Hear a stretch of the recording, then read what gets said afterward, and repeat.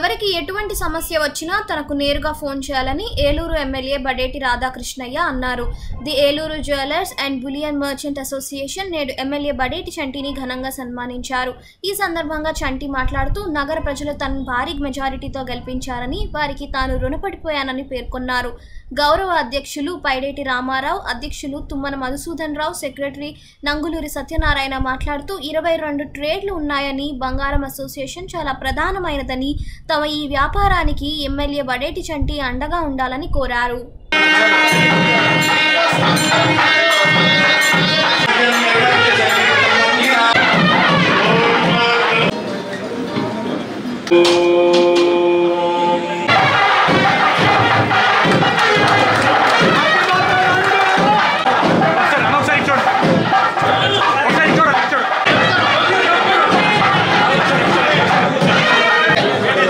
చూడాలి అందరూ.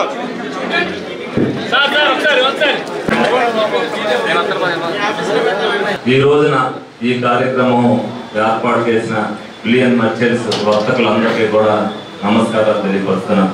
కానీ చిన్న బాధాకరమైన విషయం ఏంటంటే ఉదయం కూడా అంతా కొట్లు కట్టేసి సన్మాన కార్యక్రమం ఏర్పాటు చేశారు. అది నాకు నచ్చల. తలకు 50,000 రూపాయలు సంపాదించుకుంటే నా వల్ల మీరు రూపాయలు లబ్ధి జరగాలి, కానీ నా వల్ల నేను ఫస్ట్ అదే చెప్పా, ఇప్పుడు అదే చెప్తున్నా. నా రామారావు చెప్పారు, బుజ్జి గారు రాజకీయం గారు, మా నాన్నగారు పునాది, మా నాన్నగారి క్రమశిక్షణ నన్ను కానీ బుజ్జి గారిని కానీ ఈ స్థితికి తీసుకొచ్చింది. ఆ వెనక ఎవరు వచ్చినా రాకపోయినా నేను ఒక్కడిగా తిరిగా, సమాజం బాగు కోసం తిరిగా, మీ వ్యాపారస్తులందరూ బాగుండాలని తిరిగా. నాకు మీ యూనియన్ సభ్యులు కాదు, మీలో ఎవరైనా సరే డైరెక్ట్ గా ఫోన్ చేసే సదుపాయాన్ని మీ అందరికి కూడా కల్పించారు.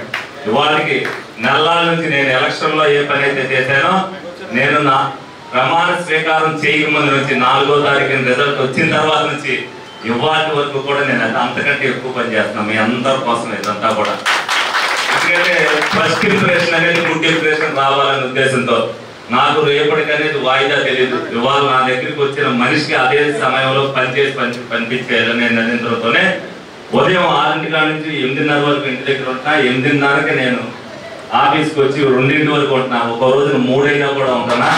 సాయంత్రం మళ్ళీ 5 కాడ నుంచి 8 అయినా ఉంటున్నా, 9 అయినా ఉంటున్నా.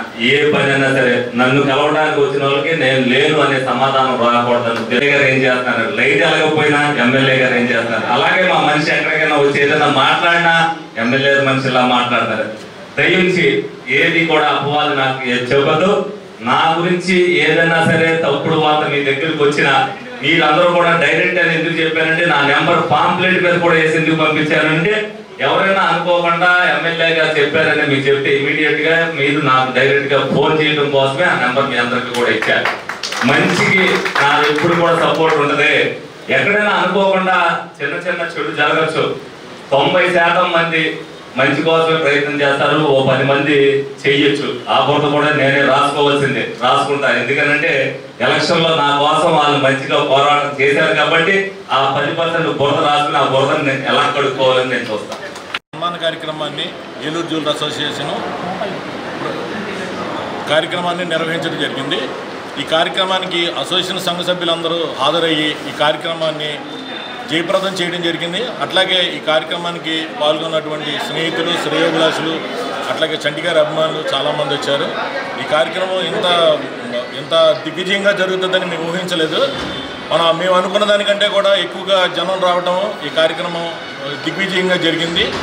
అట్లాగే బడేటి చంటి గారు ఏలూరు జ్యువెలరీ అసోసియేషన్కి బాగా దగ్గరగా ఉంటారు అందరితోనూ. వారి అన్నగారు కూడా అట్లాగే దగ్గరగా ఉండేవాళ్ళు. మొదటి నుంచి కూడా అసోసియేషన్ అంటేనే టీడీపీ ఫేవర్స్ ఎక్కువగా ఉన్నారు. దానివల్ల అసోసియేషన్ నుంచి ఎక్కువ ఓట్లు మన బడేటి చంటి గారికి వేయటమే కాకుండా ఏలూరు జ్యువెలరీ అసోసియేషన్ సభ్యుల ద్వారా కనీసం తక్కువ ఒక 15,000 ఓట్ల దాకా చంటి గారికి చేరటమైంది. ఏదైనా కానీ 63,000 మెజార్టీతో చంటి గారికి గెలవడం అనేది నవ్వుతో భవిష్యత్తు. రాబోయే 100 సంవత్సరాల్లో కూడా ఇటువంటి ఎన్నిక కానీ ఇటువంటి మెజార్టీ కానీ రాదని మేమందరం అనుకుంటున్నాము.